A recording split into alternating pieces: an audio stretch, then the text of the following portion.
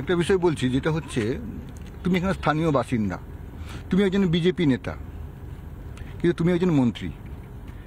মন্ত্রী হিসেবে সাধারণ মানুষের কাছে, মানে এলাকার বাসিন্দা হিসেবে নয়, কত কাছের এবং কত কাজের সেটা আপনি এলাকার মানুষের কাছে জিজ্ঞেস করলেই জানতে পারবেন। আমি যে গ্রামে জন্মগ্রহণ করেছি, যে গ্রামে বড় হয়ে উঠেছি, আমি মন্ত্রী হওয়ার পরও সেই গ্রাম ছাড়িনি। সেখানেই আমি কিন্তু থাকি, নিজে যেমন থাকি সেই সঙ্গে সঙ্গে সমস্ত গ্রামবাসী সাধারণ মানুষ যাতে খুব সহজেই সেখানে আমার কাছে এসে আমার সঙ্গে দেখা করতে পারে তার ব্যবস্থাও সেইভাবে করা হয়েছে। এবং পাশাপাশি মানুষের পরিষেবা আমরা সবসময় 24 ঘন্টা পরিষেবা দিয়ে থাকি। বিভিন্ন মেডিকেল ইস্যুস থেকে শুরু করে যারা কন্যাদায়গ্রস্ত পরিবার থাকে তাদের একেবারে প্রত্যেকের জন্য আমার দরজা খোলা, এবং আমার বাড়িতে এসে কেউ কখনো খালি হাতে ফিরে যায় না।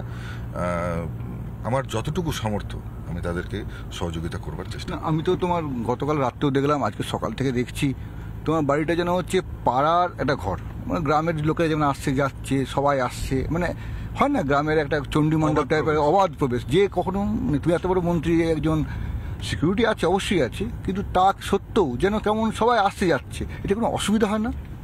না না, দেখুন, নিশ্চিতভাবে যত বেশি মানুষ আসে ততই বেশি ভালো লাগে আমার, এবং যত বেশি সংখ্যক মানুষের সমস্যার সমাধান করতে পারি ততটাই বেশি আনন্দ অনুভব করি।